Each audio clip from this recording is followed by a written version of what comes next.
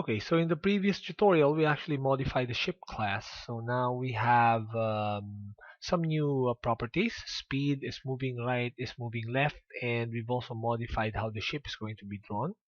So just a slight reminder, we first draw the ship, and then if in case the ship is moving to the left, then I subtract from the x location of the ship.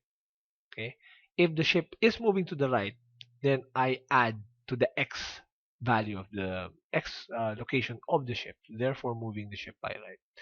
The way the draw ship is designed is that I draw the actual ship, in this case the triangle geometry, and if is moving left is equal to true, it then automatically changes the x value, and therefore the next time the ship is drawn, it's going to be drawn elsewhere.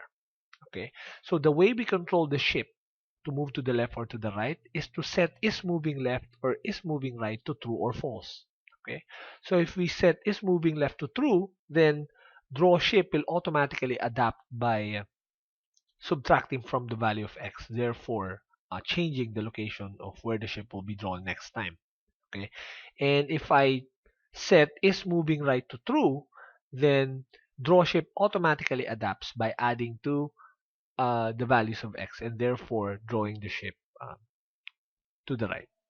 Okay, so let's now move on to codes to manage the keyboard inputs. So I want you to go back to form1.cs design. All right. So we can start by you click on form 1, and I want you to look for an event in your properties window. I hope you still remember how that's done. You click on the events icon, and then I'm looking for the event key down. Here it is, key down. Key down is triggered when you suppress or hold down one of the keyboard buttons. Okay, so the idea is this: while a particular key is suppressed, I want is moving to be set to true. And the moment that that key is released, key up, then I want is moving to be set to false. Okay, let's try that for movement to the left. Okay, so can you please double click on the key down event, right? All right. So the only problem is, how do we actually retrieve input from form 1 key down? And the answer is through the parameter e. Okay, the parameter e actually contains the actual key that has been suppressed by the user. Okay, so I can write a simple if statement: if e dot keycode dot to string is equals to a, meaning at this point in time the A on the keyboard is actually being held down. Okay, so in that case, what I want to do is to say something like player 1 dot is moving left equals to true. Okay, that means if I hold A down, then is moving left is set to true. Therefore, the draw ship of the ship class actually adapts automatically by subtracting values from x. Okay, but the problem here is if I let go of this character of this button A, it doesn't necessarily set is moving left back to false, and that's the reason why I'm going to have to implement key up as well. Okay, so moving on, once again go to your form, and this time I'm interested in implementing key up right here. Okay, double click on key up. So now I have key up and I also have key down.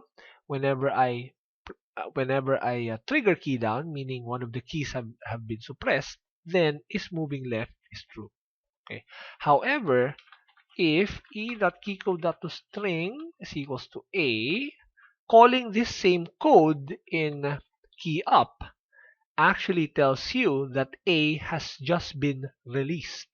Okay, so what I want to do is say player 1 that is moving left is equals to false. Meaning, if I press A down, if I hold A down, my ship keeps moving to the left. If I let go of the A button, then the ship stops moving to the left. All right. So that's the idea. Okay. We don't need to add any more codes in the trender tick because draw ship as designed in our class automatically adapts to um, the location simply by checking is moving left if it's true or false. Okay. So I'm going to add movement to the right. I'm going to write another if statement. If e.keycode dot to string is equals to d on your keyboard, then I want my ship to move to the right. Player one that is moving right equals to true. Therefore, draw ship in this case automatically adapts by adding 5 to the x location, essentially rendering the ship um, to the right. Okay, and if I let go, okay, if I let go of D, then player 1 that is moving right equals to false. Alright, so that should do it. We should handle left and right movement for our ship. Okay, save and then let me try that out. Okay, this is my ship. I press A, moves to the left. I let go of A, it stops moving. I press D, it moves to the right. I let go of D, stops moving to the right. Okay, try pressing both of them. Okay, if you press both of them, then the ship uh, stops. That's because um, is moving right and is moving left are both true, and therefore x is constantly being subtracted and added. Okay, but you subtract and add the same value, and therefore they negate one another. All right, so that is it, and okay, we'll continue with the next tutorial. Okay, we'll stop here for movement.